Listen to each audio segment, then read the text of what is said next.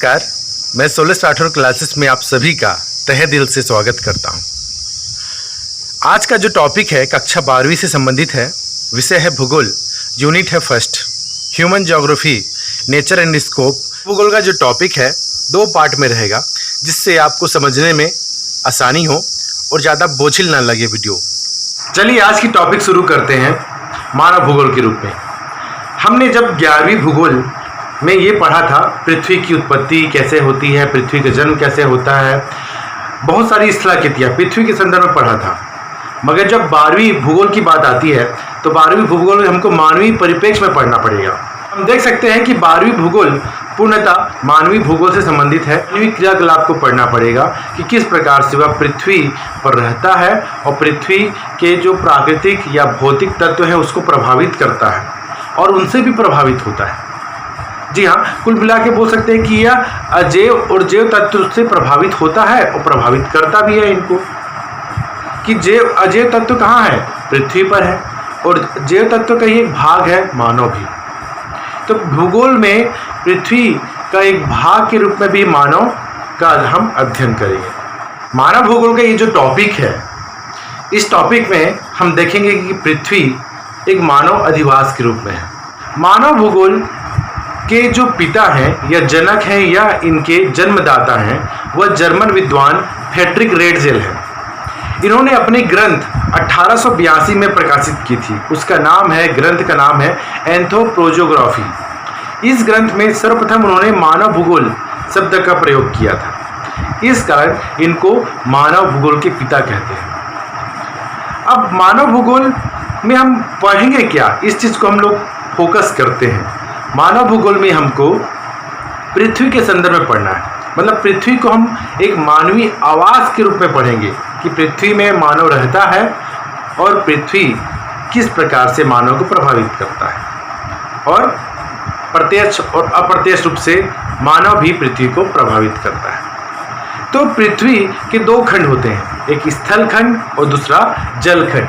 स्थल खंड की बात कर लें तो 29% जो है स्थल खंड है और 71% जल मंडल है।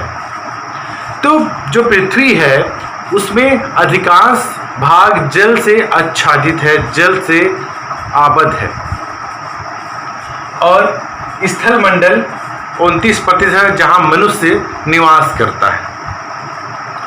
अब देख सकते हैं पृथ्वी की घटक कौन कौन से आ सकते हैं, पृथ्वी के जो तत्व हैं वह कौन होंगे। तो हम देख सकते हैं 2 परिप्रेक्ष्य में, पहला भौतिक परिप्रेक्ष्य में और दूसरा है मानवीय परिप्रेक्ष्य में। भौतिक परिप्रेक्ष्य होता क्या है? इसमें अजैव तत्व और जैव तत्व समाहित होते हैं, ये प्रकृति होता है। तो देख लीजिए कि प्राकृतिक तत्व और भौतिक पक्ष में क्या क्या आते हैं। तो इसमें भूरचना, जलवायु, मिट्टी, वनस्पति, जीव जंतु सभी आते हैं। और मानवीय परिप्रेक्ष्य, मानवीय क्रियाकलाप में क्या आते हैं? जो मानव से संबंधित होते हैं, जनसंख्या, मानव की जनसंख्या होगी और मानव के अधिवास होंगे, उनका मकान कैसा बनता है, वो परिवहन होगा, या आर्थिक पक्ष आएंगे, सांस्कृतिक पक्ष आएंगे, राजनीतिक पक्ष आएंगे। इस प्रकार से ये पक्ष आते हैं। तो देख सकते हैं कि दोनों पक्ष आपस में एक दूसरे से अंतर क्रिया भी करते हैं, एक दूसरे को प्रभावित भी करते हैं। तो हम बात कर लें भौतिक पक्ष। भौतिक पक्ष में हम देखे हैं कि भूरचना। भूरचना मतलब कहीं पर पर्वत है, कहीं पर पठार है, कहीं पर पर्वत, पठार, मैदान और जलभाग। इस प्रकार से पर्वत, पठार, मैदान मानव को प्रभावित करता है। जलवायु, मिट्टी, वनस्पति, जलराशियां, खनिज, जीव जंतु, ये जो भौतिक तत्व हैं यह मानवीय क्रियाकलाप को प्रभावित करता है। भौतिक जो तत्व हैं, इस भौतिक तत्व के द्वारा ही मानव भी प्रभावित होता है। जैसे कि उदाहरण, यहाँ पर उदाहरण दिया है अल्पाइन घाटी में। अल्पाइन घाटी जो है यूरोप में, वहाँ के जो किसान हैं वह वातावरण के अनुकूल अपने बिहेवियर या व्यवहार को परिवर्तित कर चुके हैं। पूरे विश्व की बात कर सकते हैं हम लोग, हर एक क्षेत्र की बात कर सकते हैं जहाँ पर हर व्यक्ति, मानव जो है वह वातावरण के अनुरूप अपने आप को ढाल लेता है। ठीक है, हम लॉरेंस की बात करें, लॉरेंस लोह क्षेत्र है, खनिज उत्पादन क्षेत्र है, जहाँ के मजदूर अपने आप को वातावरण के अनुकूल ढाल चुके हैं, अर्थात वहाँ इतनी ठंड होने के बावजूद भी वह किस प्रकार से अपने आप को उसके अनुरूप ढाल चुके हैं। हम लोग इसमें भौतिक पक्ष में देखे हैं कि किस प्रकार से मानव जो होता है भौतिक पक्ष के अनुरूप, जहाँ वहाँ की जो स्थलाकृति है, वहाँ की जो खनिज है, वहाँ की जो मिट्टी है, वहाँ की जो भू रचना है, वहाँ के जीव जंतु हैं, उसके अनुरूप अपने आप को ढाल लेता है। भौतिक पक्ष में हमने देखा कि पूरी तरह से मानव प्रकृतिवादी हो जाता है। मानव जो प्रकृति के अनुरूप ही अपने व्यवहार को, अपनी क्रियाकलापों को चेंज करता है।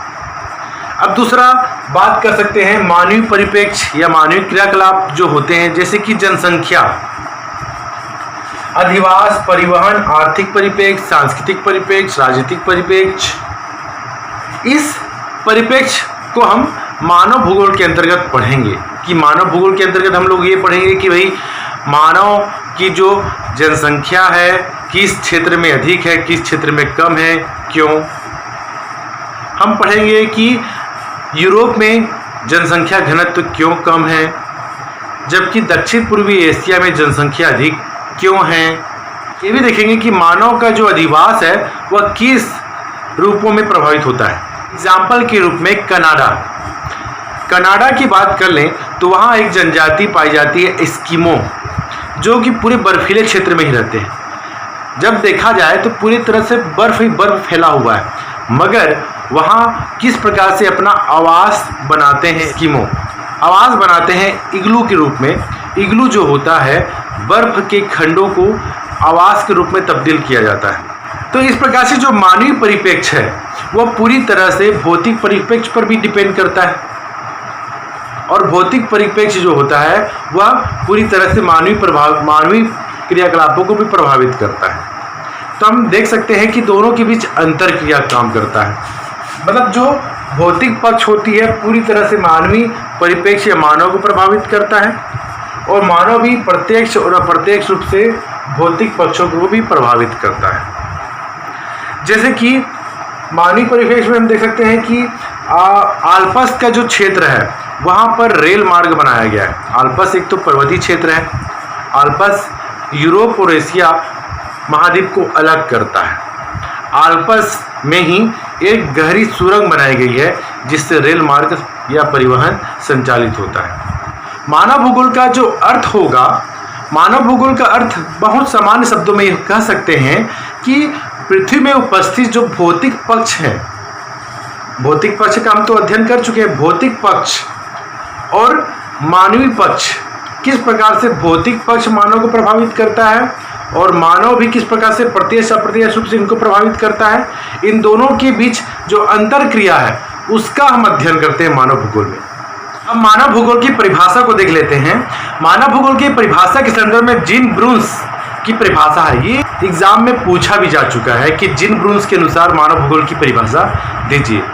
तो देख लेते हैं हम लोग मानव भूगोल जीन ब्रून्स के अनुसार परिभाषित करते हैं कि मानव भूगोल उन सभी तथ्यों का अध्ययन है जो मानव के क्रियाकलाप से प्रभावित है। मतलब ये बोला है कि हमारे पृथ्वी में जो उपस्थित भौतिक पक्ष है वह किससे प्रभावित होता है, मानव से। ठीक है, और जो हमारे ग्रह के धरातल पर घटित होने वाली घटनाओं में से छांट कर एक विशेष श्रेणी में रखे जा सकते हैं। ठीक है, ये जीन ब्रून्स की परिभाषा है। इसमें इन्होंने बताया है कि मानव भूगोल उन सभी तथ्यों का, मतलब भौतिक पक्षों का अध्ययन है जो मानव उनको विभिन्न क्रियाकलाप के जरिए प्रभावित करता है, और हमारे ग्रह के धरातल पर घटित होने वाली घटनाओं में से छांट कर एक विशेष श्रेणी में रखे जा सकते हैं। जैसे कि खनिज भौतिक पक्ष है, मगर मानव क्या करता है, उस खनिज का दोहन करता है, उस विभिन्न प्रकार के खनिजों का उपभोग करता है और अपने क्या करता है, कायाकल्प, मतलब बहुत सारे ओवरब्रिज बना लेते हैं, रेल मार्ग के परिवहन बना लेता है, तो बहुत सारी क्रियाकलाप वो करता है, मतलब विशेष श्रेणी का वो बनाता है। यहाँ पर जीन ब्रून्स ने माना है कि जो मानव है वह पृथ्वी में उपस्थित जो भौतिक पक्ष है उसको क्या करता है, प्रभावित करता है, और उनसे कुछ नया चीज क्या करता है, निकाल कर विशेष श्रेणी में रखता है। बोल सकते हैं कि किस प्रकार से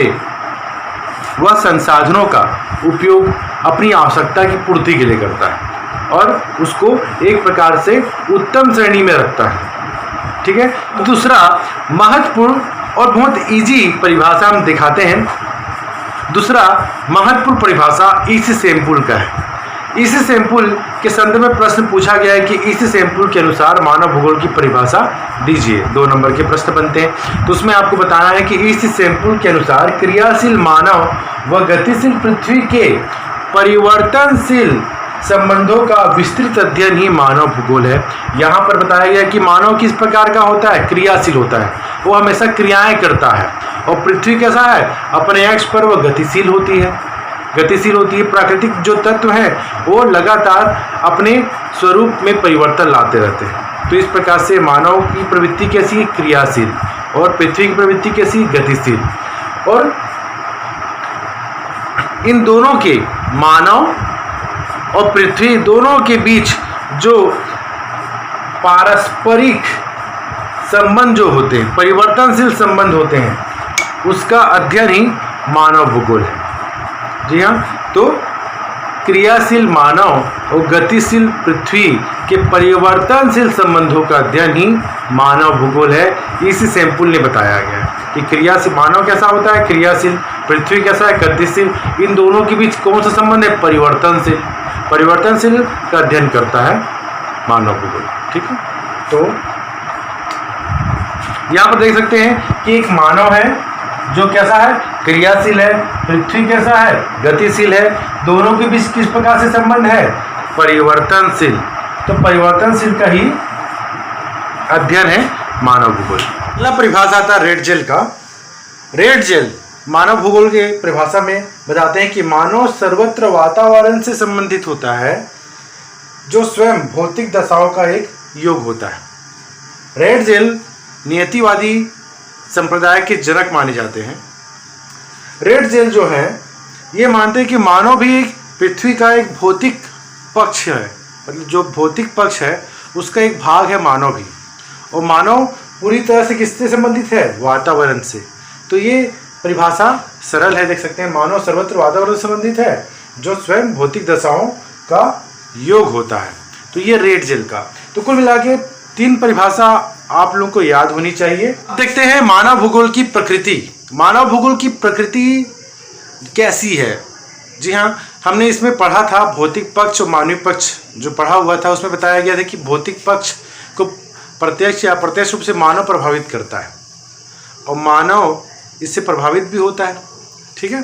तो ये जो ये प्रकृति है उनकी। मानव भूगोल की प्रकृति को समझने से पहले हम यहाँ पर किसी व्यक्ति का नेचर को समझ लेते हैं। हर व्यक्ति का नेचर, हर व्यक्ति की व्यवहार, हर व्यक्ति की आदत अलग अलग होती है। इसी प्रकार से मानव भूगोल की भी नेचर, प्रकृति के संबंध में भूगोलवेत्ताओं ने भी अपने अपने राय रखे हैं, जिसमें से है नवनिश्चयवाद या नीतिवाद या संभववाद, बहुत सारे नामों से जान सकते हैं। मानव भूगोल की प्रकृति के बारे में देखते हैं। मानव का प्रकृतिकरण, इसमें देखा गया है कि मानव किस प्रकार से प्रकृति के अनुरूप अपने व्यवहार और आदतों को ढालता है एवं उनके अनुसार अपनी कार्यशैली में भी तब्दील करता है।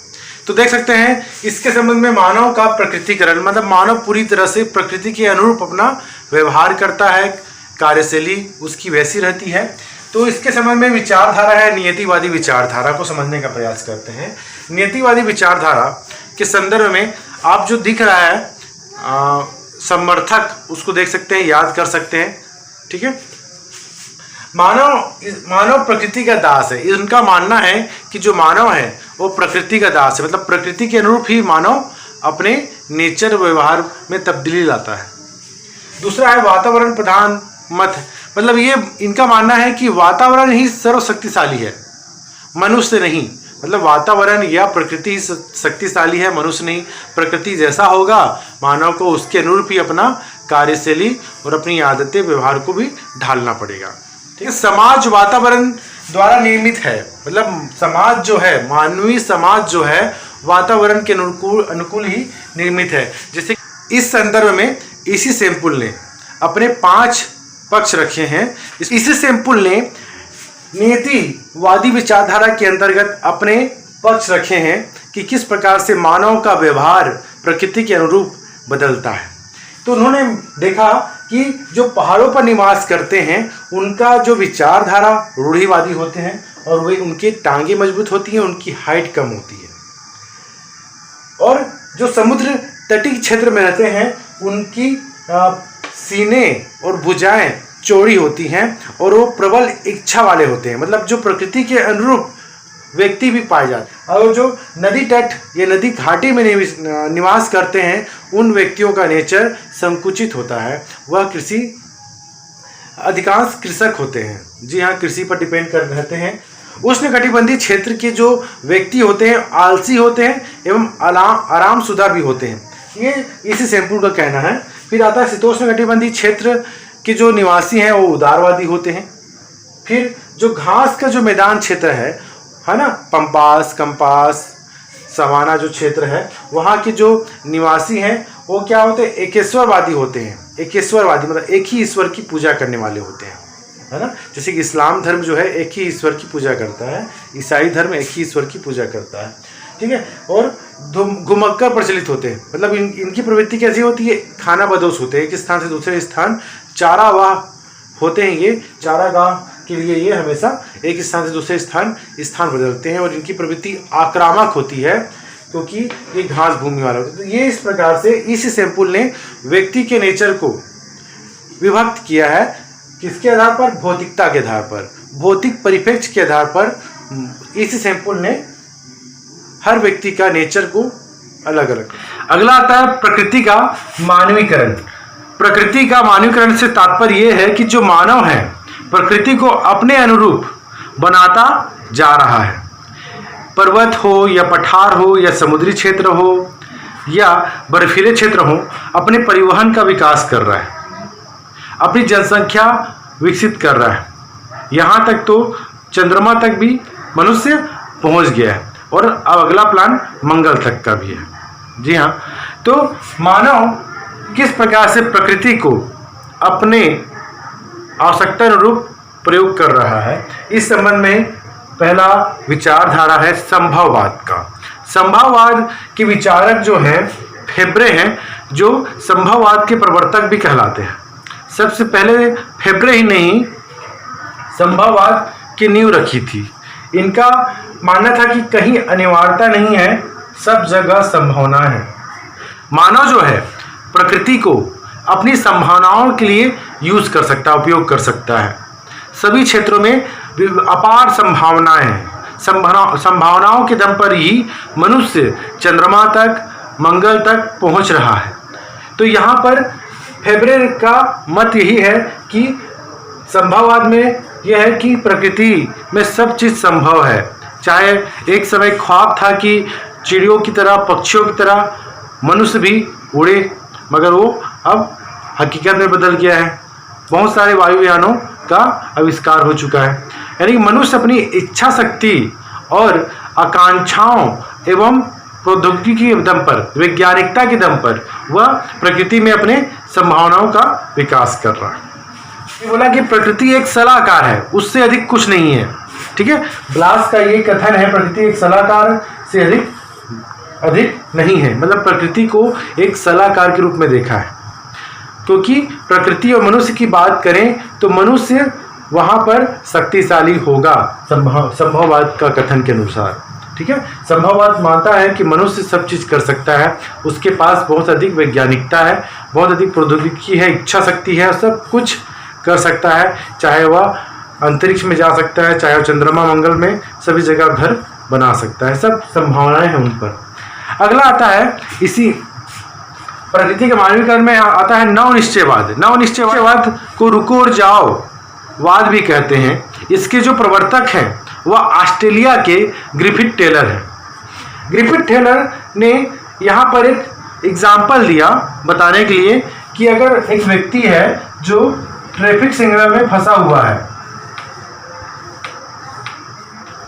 एक लाल बत्ती भी है और एक येलो और पीला और एक ग्रीन, ठीक है। जब वो परिवहन के नियमों को फॉलो करता है, जब वह रेड सिग्नल होता है तो वह रुक जाता है, जब पीला दिखता है तो वो कुछ समय के लिए क्या करता है, रुक कर तैयार रहने का अंतराल होता है। ये जो पीला होता है रुक कर तैयार रहता है कि ग्रीन सिग्नल मिलने वाला है और वह आगे की ओर बढ़ने वाला है, ठीक है। तो ग्रीन जब आता है कि वो जाओ, तो कुल मिला के रुको और जाओ, तो ग्रीन का अर्थ है जाओ। तो हमने अभी देखा मानव भूगोल की प्रकृति, नेचर ऑफ ह्यूमन ज्योग्राफी। इसमें हमने देखा कि मानव का किस प्रकार प्रकृतिकरण होता है और प्रकृति का मानवीकरण। तो इसमें 3 विचारधारा को पढ़ा, नियतिवाद जो कि वातावरण या प्रकृति प्रेमी है, दूसरा है संभववाद, वो बोलता है कि हर चीज़ संभव है मनुष्य के लिए, और तीसरा है नवनिश्चयवाद। इसके बाद अगला टॉपिक आएगा मानव भूगोल के विषय क्षेत्र। तो ये जो पार्ट है का भाग 1 था। इसके बाद आएगा मानव भूगोल पार्ट 2, जिसमें मानव भूगोल के विषय क्षेत्र का एवं प्रश्न का अध्ययन करेंगे, प्रश्न और उत्तरों का अध्ययन करेंगे। तो इस वीडियो को देखने के बाद भाग 2 को जरूर देखिएगा। पहले भाग 2 ना देखें, पहले भाग 1 देखें, फिर उसके बाद भाग 2 देखिएगा।